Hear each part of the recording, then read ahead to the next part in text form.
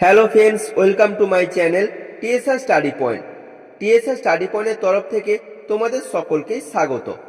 প্রত্যেক দিনের মতো আজকেও চলে এসেছি আরও একটি নতুন ভিডিও নিয়ে, এবং এই ভিডিওতে আমরা আলোচনা করব প্রথম পর্যায়ক্রমিক মূল্যায়ন 2026 সালে ষষ্ঠ শ্রেণীর ভূগোল বিষয়ের এক্সের নমুনা প্রশ্নপত্র।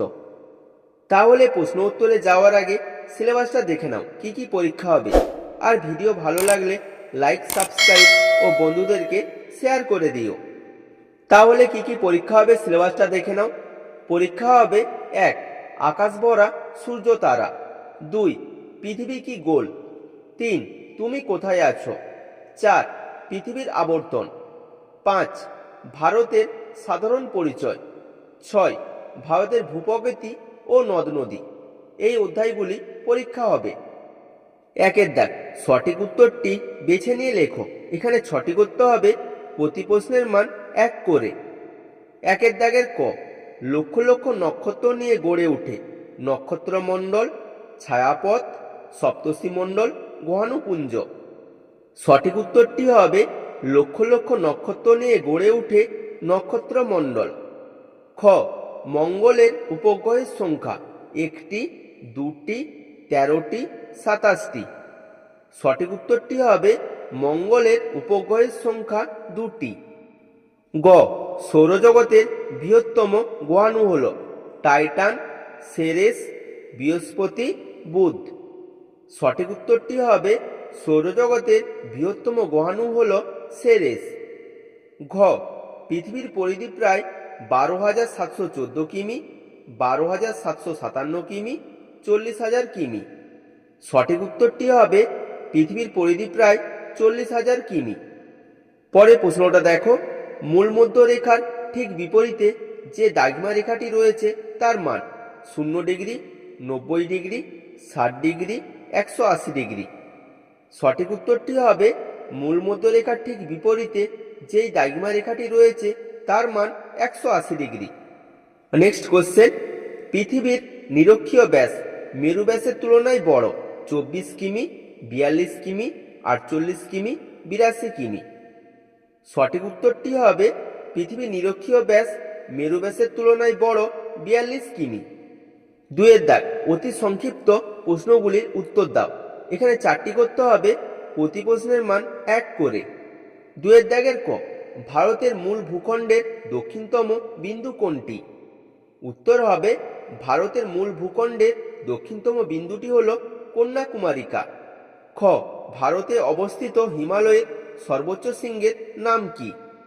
উত্তর হবে ভারতে অবস্থিত হিমালয়ের সর্বোচ্চ শৃঙ্গের নাম হল মাউন্ট এভারেস্ট। গ, ভারতের নবীনতম রাজ্য কোনটি। উত্তর হবে ভারতের নবীনতম রাজ্যটি হল তেলেঙ্গানা।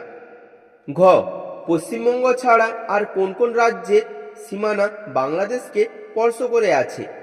উত্তর হবে পশ্চিমবঙ্গ ছাড়া ত্রিপুরা, মেঘালয়, অসম রাজ্যের সীমানা বাংলাদেশকে স্পর্শ করে আছে।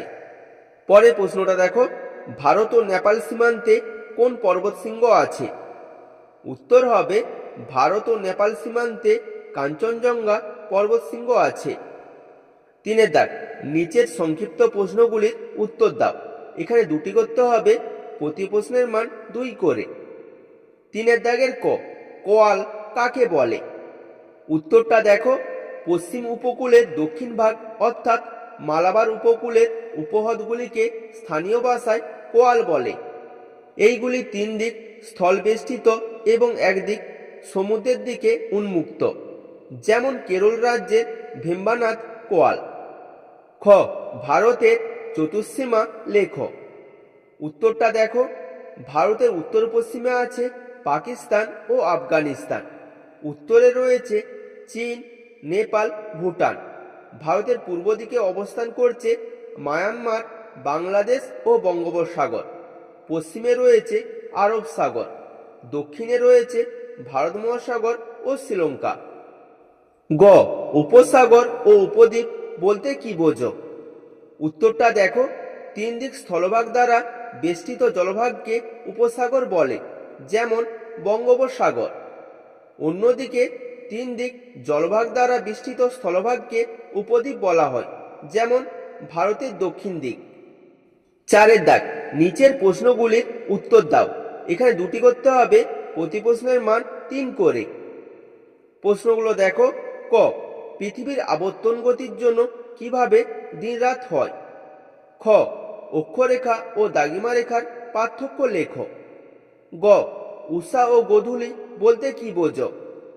ঘ, কয়েকটি গুরুত্বপূর্ণ অক্ষরেখার নাম ও অক্ষাংশের মান লিখো। 5 দাগ, নিচের যে কোনো দুটি প্রশ্নের ব্যাখ্যামূলক উত্তর লেখো। এখানে 10 নম্বর থাকবে। প্রশ্নগুলো দেখো। ক, ভারতের উত্তরে নদী গঠিত সমভূমির বিবরণ দাও।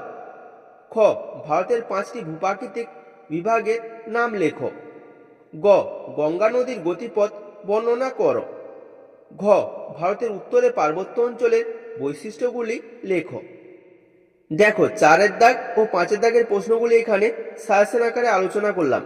এই প্রশ্নগুলি কিন্তু এবারে পরীক্ষার জন্য খুবই ইম্পর্টেন্ট, তাই তোমরা এই প্রশ্নগুলির উত্তর খুব ভালোভাবে পাঠ্য বই থেকে করে নেবে। যদি কিছু সমস্যা হয় আমাকে কমেন্ট করে জানিও।